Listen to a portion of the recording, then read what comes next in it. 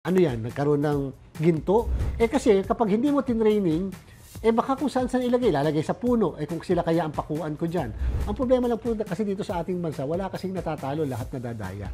Magandang araw po, ako po si Chairman George Sherwin Garcia ng Commission on Elections. Sasagutin ko po ang lahat ng katanungan nyo galing sa Reddit.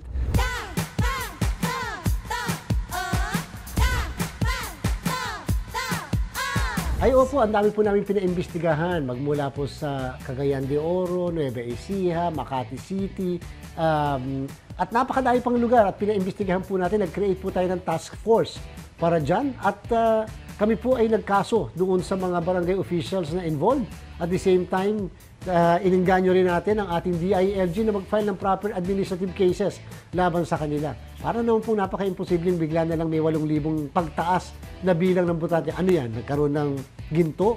Nakakuha ng ginto doon sa barangay na yon o bigla na lang may sumulpot na langis? Kung kaya nagdadami ng tao sa area na yan, doon pa lang paghihinalaan natin. Kaya lang po, again, may proseso at sa bandang huli, may batas po tayo na kinakailangang sundin.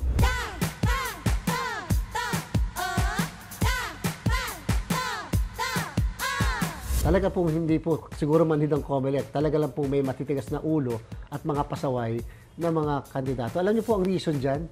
Hindi lang po yung kandidato. Sa aking palagay, ang may kasalanan talaga yung operation kabit ng mga kandidato o partido politikal. Dapat kasi yan tinetraining.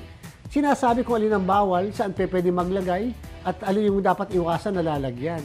Kasi kapag hindi mo tinraining, baka kung saan-saan ilagay, lalagay sa puno, kung sila kaya ang pakuan ko dyan. O kaya naman lalagay sa kable ng kuryente, o kaya mga kuryente pa yung nagkakabit, o kaya magtatanggal yan. Ilalagay sa poste, sa itataas pa ng konti. O kaya naman yung iba, ilalagay po sa talagang sa mga waiting shed. Kasi hindi po natuturuan yung mismo mga nagkakabit na yan. Kasi paulit-ulit, lagi natin sinasabi, kaya kinakasuhan na nga, nino-notify, at yun nga po, nakalagay din sa batas, pagka po may mga illegal materials na nakapost, ang gagawin ng COMELEC, susulatan pa muna si kandidato na patatanggal yan 3 days. So pag tinanggal, wala nang kaso. Lagay uli sila sa iba. Ganyan po wala kami magawa. Kasi 3 araw ang binibigay ng batas, hindi naman pwede pong basta kami baklas ng baklas. O kaya naman, araw-araw na lang kami babaklas, makakagiging komisyon ng baklas na lang po ang COMELEC. So ang solusyon namin, sulatan sila at maaaring sundin nila yan sa period ng 3 araw.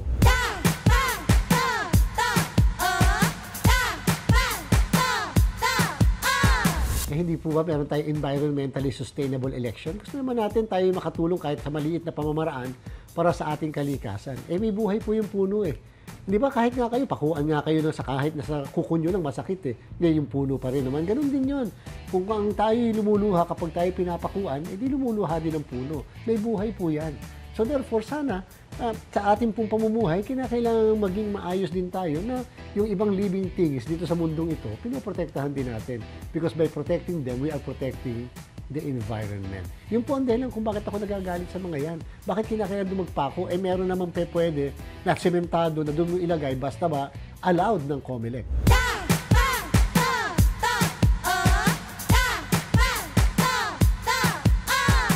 Di-disqualify namin yan kung hindi at the same time election offense na may kulong na 1 hanggang 6 na taon. Hindi po kami nagbibiro dito. Baka akala kasi biro-biroan po yung ating pinaggagawa. Ang dami na po namin problema para asikasuhin pa yung mga matitigas ang ulo at mga pasaway.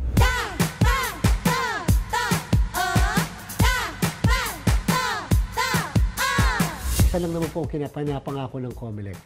Tayo ay magkakaroon ng isang maayos, mapagkakatiwalaan na halalan. Maayos na ibig sabihin, yung boto nyo mabibilang. Yung boto nyo mabe-verify nyo na bilang talaga at makapaghahalal tayo ng tama. Ang problema lang po kasi dito sa ating bansa, wala kasing natatalo, lahat nadadaya. So ibig sabihin, sana rin kung kaya namin i-garantiya sa bawat isa na magkakaroon tayo ng maayos at malinis na halalan, sana naman may garantiya rin. Hindi lamang po sa mga kandidato, sa supporters ng kandidato at sa ordinaryong mamamayan din. Irespeto ang proseso, tanggapin ang hatol ng bayan at paniwalaan ng isang tao ay sadyang nanalo at hindi nadaya yung hindi nanalo.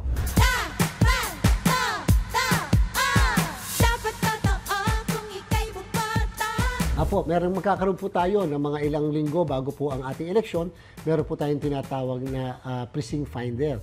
Yung precinct finder ay atin po ilalabas yan. Hindi nga lang pwedeng ngayong kaaga pa lang dahil siyempre natatakot naman tayo sa cyber attack. Nabiktima na ang COMELEC niya noong 2016. Ayaw na natin maulit po yan.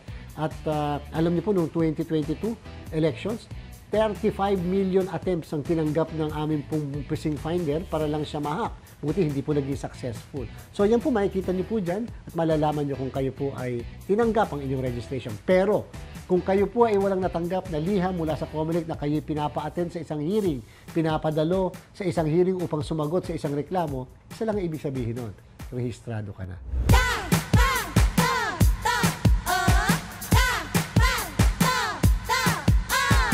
Mga 2 to 3 weeks po before the election natin po yan activate kasi nga po iniingatan natin yung cybersecurity attack. In fact, pag po yan ay nabuksan na-activate na, may mga ilang minuto na yan ay minsan ay pawala-wala.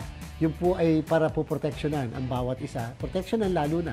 Kasi po, naandyan po lahat yung impormasyon ng mga botante natin. So, ayaw po natin makompromise sapagkat napakalawak po ang datos na meron ng COMELEC kung ang pag-uusapan ay ang 68.431 million na botanteng Pilipino.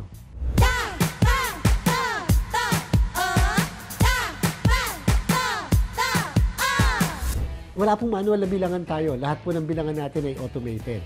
Sapagkat nasa batas po natin yan, na simula noong 2010, lahat po ng national and local elections ay automated election. Hindi po tayo pwede mag-combine ng automated at saka manual. So, ito po ay automated election, electronic transmission, at ang ating pong manual election ay pagka-barangay at SK elections lamang. At huwag kayong mag-alala, sabi ko nga po, simula noong 2010, wala pong napatunayan kahit isang presinto na nag-iba ang boto nung binilang ang balota sa presintong yan.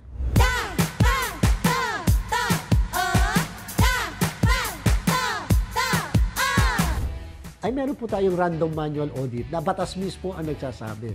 Yan po yung isang grupo na kung saan part naman din ng COMELEC, part yung mga ibang citizens arm, Philippine Statistics Authority, na tinitingnan, pumipili po sila, nagra-random sampling sila ng mga ballot boxes, kinukuha yung mga ballot boxes, binubuksan yung ballot box, binibilang manually yung mismong balota at tinitingnan kung ito'y tumutugma doon sa na bilang na boto at na election returns na na-print at yung na-transmit na result. So far po, simula noong 2010, 99.9% po ang accuracy ng ating mga makina.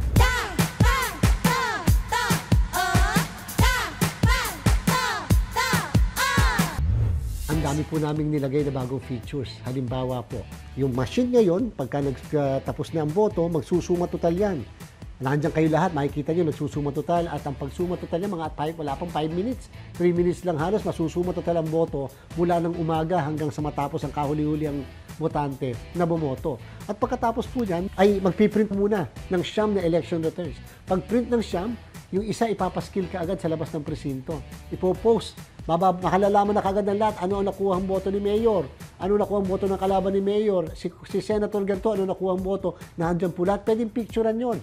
At pagkatapos, yung pong machine, pagkatapos mag-imprenta na siyam at makapagpaskil ng isa sa labas, ay magtatransmit ng result. Doon lang sa lalagyan, doon tinatawag na dongle para lang po makapag-transmit ng result. Therefore, padadalhan ang PPCRB, si NAMFREL, si Majority Party, si Minority Party, si Media, may sarili silang server na doon ipapadala ang result. So, kung ako si PPCRB, si NAMFREL, pwede kong ma-verify ano ang napicturean sa labas na presinto, na boto. Ito ba'y tumutugma sa pinadala sa akin? At ang pinaka-importanting parte, at saasahan niyo po yan. Pag natapos na ang lahat ng mga prosesong binabanggit ko, yung pong machine ipapakita sa lahat ng watchers at saka sa lahat ng observers, kahit botante, ang lahat ng picture image o picture ng balota na nahulog sa maghapon. Ibig sabihin, kung ang bumoto ay 300 botante, 300 picture image po ng balota ang makikita nila, pwedeng picturean, isa-isa. Bakit? Para mabilang nyo manually. Tumutugba ba ang botong yan ng mismong mga picture ng balota sa na-print na election returns at na-transmit na results.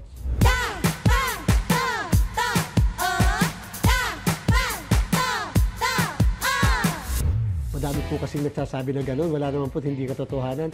Yung mismo pong presidente ng Electoral Commission ng Africa ang nagbigay ng certification na lahat po ay kasinungalingan at hindi totoo. Sa gobyerno po, katulad dito sa COMELEC, hindi po kami basta pwedeng kumuha ng supplier provider nang wala pong tinatawag na bidding o procurement. Lahat po yung nag-undergo ng procurement.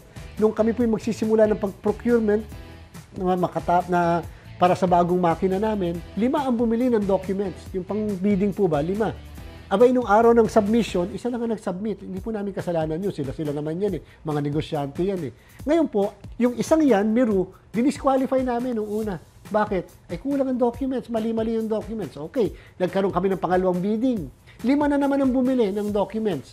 Medyo mahal po ang dokumento ng bidding sa COMELEC, 75,000 pesos. Bumili po sila ng mismong bidding documents. Abay, nung dumating yung araw ng procurement, isa na naman po ang nag-participate lang, nag-submit. Yung 4 hindi nag-submit, hindi namin alam kung bakit. O di siyempre, kung sino yung nag-submit, biro po yun. Yan po yung aming titignan kung tama yung mga dokumento na this time, na i-correct niya yung mga mali niya. Ibig sabihin, kung noong una pa lang po, pinabura namin ang Miru, di sana hindi namin disqualify noong una. 2 dokumento lang naman na pwede makorek lang pala ang kanila pong problema. Kaya po, kami po ay nagkaroon ng open, transparent na bidding. Present ang media lahat, present ang Citizens Arm lahat, present ang COA auditor para masaksihan kung tama ang aming ginagawa. Wala po silang nakitang anomalya at pagkakamali. Para po sa mga updates natin, kinakailangan lagi po tayong tututok sa social media pages ng GMA Integrated News at ng Commission on Elections para sa makabuluhang impormasyon patungo sa 2025 national and local elections. Maraming salamat po. Dapat totoo.